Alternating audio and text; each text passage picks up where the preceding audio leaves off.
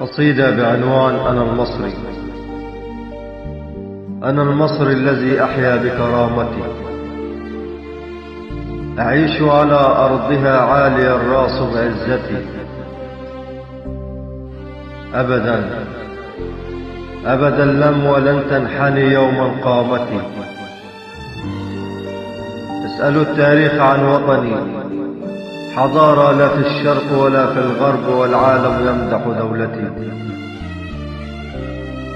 بأرضها وسمائها ونيلها وشطوطها، هي جنة الله في الأرض، هي عروس الكوكب.